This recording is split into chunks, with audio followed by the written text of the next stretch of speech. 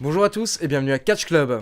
On se retrouve pour les résultats de Raw du 4 février 2019. Allez, c'est parti. Et donc on commence le show avec Stephanie McMahon qui est dans le ring, mais elle se fait interrompre par la musique de Becky Lynch, et donc The Man fait son entrée avec une protection au genou gauche, et clairement en fait elle boite pour arriver sur le ring. Et donc justement Stephanie McMahon parle directement de la blessure de Becky Lynch, elle note le fait que Nia Jax l'a attaqué au Royal Rumble et qu'elle avait attaqué son genou gauche. Puis Stephanie précise que Becky Lynch a refusé d'aller voir un médecin ces 8 derniers jours pour se faire ausculter et examiner. Stephanie dit qu'elle comprend car la dernière fois en fait que Becky Lynch s'est fait examiner par un médecin, c'était après le coup de poing qu'elle avait reçu de Nia Jax, et du coup en fait elle n'avait pas pu catcher pendant plusieurs semaines, dont son match au Survivor Series face à Ronda Rousey. Mais Stephanie McMahon explique à Becky Lynch qu'elle ne peut pas combattre si elle ne se fait pas examiner avant. Donc Stephanie McMahon demande à Becky Lynch d'aller voir les médecins, mais Becky Lynch lui dit non, personne ne me volera mon moment cette fois-ci. À ce moment-là, Stephanie McMahon est obligée de préciser à Becky Lynch que si elle ne va pas voir un médecin, Stephanie sera obligée de la suspendre. Mais Becky lui dit directement que si Stephanie répète cette phrase, Becky Lynch ne sera plus responsable de ses actions. Alors Stephanie a dit à Becky Lynch de ne pas la forcer à dire ça, elle lui a simplement demandé d'aller voir un docteur. Mais Becky Lynch refuse, du coup Stephanie McMahon est obligée et elle suspend indéfiniment Becky Lynch jusqu'à ce qu'elle aille voir un docteur. Et donc Stephanie allait quitter le ring, mais là forcément Becky Lynch s'est énervée comme elle avait annoncé. Elle a attrapé Stephanie McMahon et elle a commencé à s'acharner sur elle à base de coups de poing. Puis elle allait lui porter le disarmor, mais d'un coup elle s'est tenue la jambe. Et en fait au bout d'un moment les officiels sont venus pour les séparer, mais voilà Becky Lynch avait tout de même attaqué une des grandes patronnes de la WWE. Et donc tout de suite après on voit Becky Lynch en coulisses, et en fait les officiels sont en train de l'escorter en dehors de l'arène. Et à ce moment-là forcément elle croise Ronda Rousey qui est très énervée parce qu'elle dit que Becky Lynch est en train de mettre en danger leur match qui est censé propulser la révolution féminine à WrestleMania. Et donc elle dit en fait que ce n'est pas professionnel de la part de Becky Lynch. Et donc Ronda Rousey termine en disant à Becky Lynch de se reposer jusqu'à WrestleMania pour pouvoir être prête. Et donc juste avant de partir elle la regarde et elle lui dit « Mets de la glace et prends de l'Advil, bitch ». Et donc Ronda Rousey se dirige vers le ring pour un match contre Liv Morgan, accompagné par le Riot Squad. Et donc on a eu un match très rapide, 1 minute 25, et forcément c'est Ronda Rousey qui a remporté le match avec son armbar. Et donc là en fait tout de suite après le match, Ronda Rousey a pris le micro et elle a un petit peu effectué une promo contre le public. Elle a demandé qui d'autre avait un problème avec elle, puis elle a dit que le public s'asseyait tranquillement, confortablement dans leur siège, et il l'a hué. Mais elle a demandé à quelqu'un de se lever et faire quelque chose s'ils avaient un problème avec elle. Puis elle s'est retournée vers Sarah Logan et elle l'a défiée. Et Sarah Logan est montée sur le ring, donc tout de suite, second match de Ronda Rousey contre Sarah Logan. Et encore une fois, ça a été très rapide, ça a duré 2-3 minutes, et Ronda Rousey a remporté le match avec son armbar. Et donc après le match, le Riot Squad était en train de partir, mais Ruby Riott s'est retournée vers le ring, et à un moment, elle a même hésité à monter sur le ring pour affronter Ronda Rousey, mais au final, elle a réfléchi et elle est partie avec ses copines. Et donc tout de suite en coulisses, l'intervieweuse demande au Riot Squad pourquoi est-ce que Ruby Riott n'a pas affronté Ronda Rousey, et donc Riott a très rapidement précisé qu'elle sait qu'elle peut battre Ronda Rousey quand elle le souhaite, mais actuellement ses amis sont blessés, donc là la priorité c'est Liv Morgan et Sarah Logan. Ensuite, petit segment très rapide en coulisses, je vais pas passer trop de temps sur les segments en coulisses à chaque fois, parce qu'honnêtement ils sont chiants et inutiles la plupart du temps, mais là en gros c'était Bayley et Sasha Banks qui parlaient du titre féminin et du fait de se qualifier pour les Elimination Chamber, et donc on avait leurs adversaires du soir, Alicia Fox et Nikki Cross qui sont intervenus un petit peu pour se moquer d'elle. Ensuite, pour le troisième match de la soirée, on avait le droit à un match avec 4 équipes, donc Heavy Machinery, la Lucha House Party, les Revival et les B-Team, et en fait le vainqueur de ce match aura le droit à un match pour le championnat par équipe de Raw. Le match a duré 11 minutes 20 et au final c'est les Revival qui ont remporté le match. Ensuite, on a le droit à un segment assez cool, j'ai trouvé en coulisses, entre Zack Ryder et Kurt Hawkins. Et donc Hawkins demande à Ryder pourquoi est-ce qu'il veut faire équipe avec lui car il ne comprend pas en fait, sachant qu'il a perdu 250 matchs de suite. Mais là, Zack Ryder intervient et il explique que la semaine dernière, lors de Raw, dans les graphiques officiels, la WWE s'est trompée au niveau de son prénom. Donc il dit à Kurt Hawkins, imagine-toi, ça fait 13 ans que je travaille ici et ils arrivent encore à mal écrire mon prénom. Et donc Zack Ryder dit que lui aussi, il est également un loser, un perdant, tout comme Kurt Hawkins. Mais il dit qu'ils ne sont plus des perdants pour longtemps.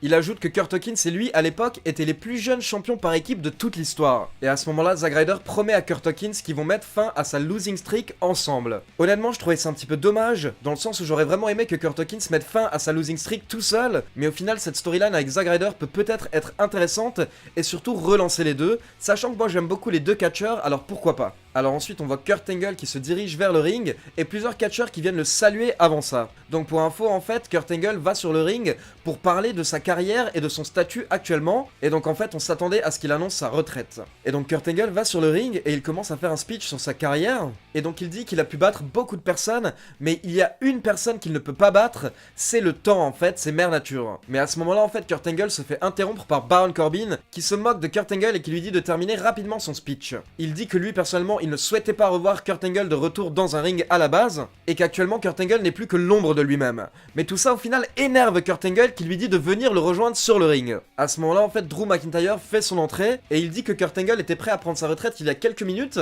et maintenant il souhaite se battre. Il ajoute qu'à l'époque en fait Kurt Angle était un guerrier, mais maintenant tout ce que Drew McIntyre voit dans ses yeux c'est la peur. Et donc il dit que Kurt Angle va continuer à revenir à Raw sauf si quelqu'un en fait fait quelque chose de drastique. Et donc McIntyre dit aux fans de sortir leur caméra car lui et Corbin vont s'occuper définitivement de Kurt Angle. Mais à ce moment là la musique de Braun Strowman retentit et Strowman fait son entrée. Et donc Strowman commence à se battre avec McIntyre et pendant ce temps Angle se bat avec Baron Corbin. Et au final les faces arrivent à se débarrasser des heels qui prennent la fuite à travers la foule. Et donc la musique de Kurt Angle se met à jouer et à ce moment là Michael Cole dit aux commentaires qu'au final on ne saura jamais si Kurt Angle souhaitait prendre sa retraite ou pas. Et donc on nous confirme que ce soir le main event de la soirée sera Drew McIntyre et Baron Corbin contre Braun Strowman et Kurt Angle. Ensuite on a le droit au match par équipe entre Sasha Banks et Bayley contre Nikki Cross et Alicia Fox, mais en fait au moment où Sasha Banks et Bayley devaient faire leur entrée, on a leur musique, mais d'un coup en fait Nikki Cross et Alicia Fox attaquent Bayley par derrière, puis elles attaquent également Sasha Banks. Et donc elles s'acharnent sur Bayley et Sasha Banks pendant plusieurs minutes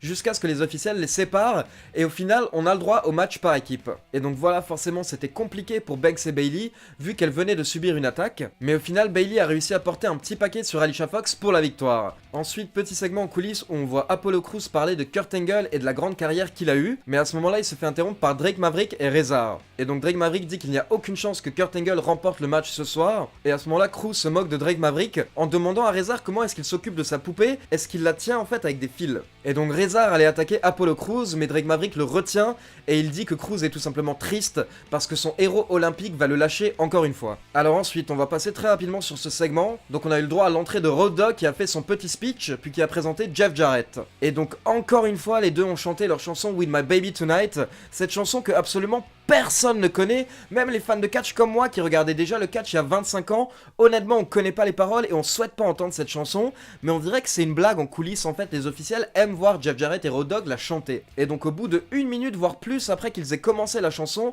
ils se font enfin interrompre par Elias qui se moque du duo, et donc ensuite on a le droit à un match Elias contre Jeff Jarrett. Et donc voilà, Elias s'est occupé de Road Dogg avec un coup de poing ou deux, et ensuite il a porté son drift away à Jeff Jarrett pour la victoire. Mais après le match justement Road Dogg est revenu dans le ring et il a attaqué Elias, puis Jeff Jarrett lui a porté un coup de guitare sur le dos, et la guitare en plus n'a même pas explosé.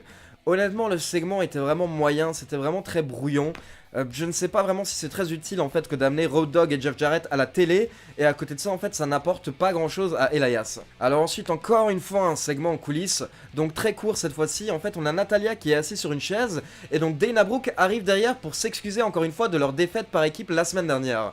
Mais Natalya ne réagit absolument pas, et elle faisait comme si Dana Brooke n'existe pas, ce qui fait que Dana Brooke commence à s'énerver toute seule, et au bout d'un moment elle dit qu'elle veut un match contre Natalya la semaine prochaine. Et en fait quand Dana Brooke part, on peut voir d'un coup que Natalya avait des écouteurs en fait dans les oreilles et que tout simplement elle n'avait rien entendu. On nous annonce également qu'on fêtera l'anniversaire de Ric Flair dans 3 semaines à Raw, donc ce sera les 70 ans de la légende, le Nature Boy. On continue maintenant avec l'entrée de Finn Balor, suivi par Bobby Lashley et Lio Rush. Et donc Lashley dit à Finn Balor qu'il n'a pas pu battre Brock Lesnar, mais lui, Lashley, est meilleur que Brock Lesnar. Il dit qu'il peut battre Brock Lesnar partout, dans un match de catch, dans un ring, dans l'octogone, même dans son sommeil. Et donc il dit à Balor qu'il devrait plutôt combattre des personnes qui ont sa taille, donc ce soir en fait il aura le droit à un match contre Lio Rush. Je pense qu'il est intéressant de noter que Bobby Lashley fait beaucoup référence à Brock Lesnar actuellement et qu'il le cherche beaucoup, il l'insulte beaucoup.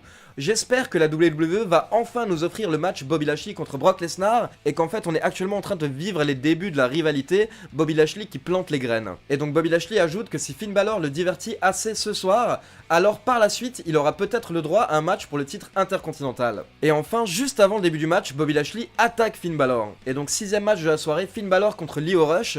Bobby Lashley a essayé d'intervenir encore plusieurs fois durant le match, donc au bout d'un moment l'arbitre l'a jeté des bords du ring. Et donc voilà, on avait Finn Balor qui était diminué suite à l'attaque de Lashley, mais au final il a remporté le match avec son coup de grâce. Et donc tout de suite après le match, Bobby Lashley est revenu sur le ring pour essayer d'attaquer Finn Balor, mais Finn Balor a réussi à sortir du ring à temps. Ensuite on a eu le droit à une petite apparition surprise de Paige qui est venu en fait pour présenter son film Fighting with My Family, un film en fait qui est produit par The Rock et qui retrace la vie de Paige. Ensuite, pour le moment le plus intéressant de la soirée hier soir, donc on avait le droit au talk show de Alexa Bliss, A Moment of Bliss, et son invité était EC3. Et donc au début j'ai aimé parce que Alexa Bliss faisait comme si elle était impressionnée par EC3, mais très rapidement en fait ils se sont fait interrompre par Nia Jax qui est venue pour dire qu'elle a fait l'histoire lors du Royal Rumble quand elle a participé à 2 Royal Rumble matchs, le masculin et le féminin. Et donc elle ajoute que maintenant tout le monde se demande ce qu'elle va faire, et elle dit que peut-être elle pourrait remplacer Becky Lynch à WrestleMania par exemple. Mais d'un coup la musique de Dean Ambrose retentit.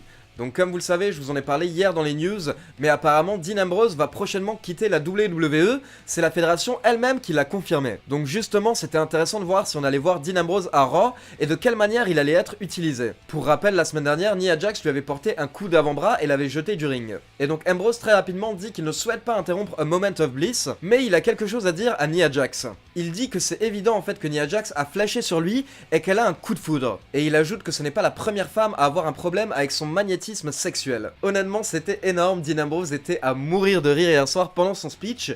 Il avait l'air libéré en fait, naturel. Et donc il termine en disant que clairement elle est perdue à cause de ses émotions, mais il faut qu'elle s'éloigne de Dean Ambrose. Puis Ambrose se retourne vers Alexa Bliss et il demande qui est ce mec en parlant de EC3. Et donc EC3 allait parler dans son micro, mais à ce moment-là Dean Ambrose met un coup dans son micro. Et donc EC3 se lève et confronte Ambrose. Et donc Ambrose dit à Alexa Bliss qu'il va s'occuper de l'interview et qu'il va poser quelques questions très rapides. Et donc là il commence à poser rapidement quelques questions un petit peu bêtes à EC3, genre qui tu es, qui est ton coiffeur. Mais la meilleure question pour moi qui m'a buté en fait, c'était tout bête, mais Dean Ambrose a dit donc tu es EC3, mais à ce moment là où sont ici 1 et 2? Et il lui demande surtout la question qu'on se pose tous, pourquoi ça fait des semaines qu'on voit EC3 en coulisses en train de faire le Chip and Dale qui se regarde dans la glace au lieu de le voir dans le ring. Et donc au bout d'un moment EC3 n'en peut plus et il met un coup de poing à Dean Ambrose, puis il se dirige vers le ring. Et donc après la pub on a le droit à un match entre Ambrose et EC3, et surprise c'est EC3 qui remporte le match avec un tombé un petit peu volé, en fait une victoire surprise. Donc voilà, est-ce que c'est la manière de la WWE de se servir d'Ambrose pour mettre en avant les jeunes stars avant que Ambrose ne quitte la fédération, ou encore une fois est-ce qu'on joue avec nous et est-ce que tout ça n'est qu'une storyline? Et donc on termine avec le main event de la soirée, donc Kurt Angle et Braun Strowman contre Baron Corbin et Drew McIntyre. Et donc là pour vous expliquer en fait, comme vous le savez, souvent dans des matchs par équipe, de temps en temps en fait quand 2 des catcheurs se battent dans le ring, les 2 catcheurs qui sont aux abords du ring, donc les catcheurs qui ne sont pas légaux, interviennent quand même pour essayer de briser le tombé. Donc voilà, ça arrive mais ça ne mène jamais à des disqualifications. Et hier soir à un moment, alors que Kurt Angle était l'homme légal, Braun Strowman a frappé Baron Corbin. Et à ce moment-là, l'arbitre a tout simplement disqualifié Braun Strowman. Donc honnêtement, c'est quelque chose qui arrive toutes les semaines à Raw dans les matchs par équipe. Dans tous les matchs par équipe, chaque semaine, que ce soit dans la WWE ou dans les autres fédérations, à un moment, en fait, les partenaires qui ne sont pas légaux vont intervenir d'une manière ou d'une autre dans le match. Mais jamais ça ne mène à une disqualification. Et hier soir, parce que les scénaristes ne savaient pas quoi faire, au final, tout simplement, ils ont terminé le match sur ça. Donc voilà, je suis désolé, mais vraiment aucune logique. Et donc après le match, McIntyre porte son Claymore Kick sur Braun Strowman, et ensuite, lui et Corbin s'occupent de Kurt Angle. Puis ils prennent une partie des escaliers en acier à l'extérieur du ring, et ils l'amènent dans le ring pour porter un mouvement à 2 à Kurt Angle sur ces escaliers. Mais heureusement, au dernier moment, Braun Strowman intervient, et au final, il sauve Kurt Angle, puis il porte un chokeslam à Drew McIntyre et à Baron Corbin sur les escaliers en acier. Et donc le match se termine avec Braun Strowman et Kurt Angle qui fêtent ensemble. Donc voilà, comme d'habitude, pour avoir mes impressions plus détaillées par rapport à Raw, ce sera dans le podcast hebdomadaire en compagnie de Yann Colby. Mais là, tout ce que je pourrais vous dire honnêtement, c'est que hier soir, il n'y avait pas assez de choses surintéressantes. Il y avait même trop de choses à jeter en fait. Trop de petits segments à coulisses qui valent rien, trop de matchs qui ne servent à rien. Honnêtement, il n'y a que les segments avec Becky Lynch et Ronda Rousey, ainsi que le segment avec Dean Ambrose qui m'ont réellement plu hier soir. Sur 3 heures de catch, c'est trop peu. Donc voilà, n'hésitez pas à me dire ce que vous en avez pensé dans les commentaires. Comme d'habitude, n'oubliez pas de liker la vidéo et de vous abonner à la chaîne et cliquer sur la petite cloche pour être informé de la sortie des prochaines vidéos. On se retrouve demain pour la review de SmackDown. Ciao tout le monde!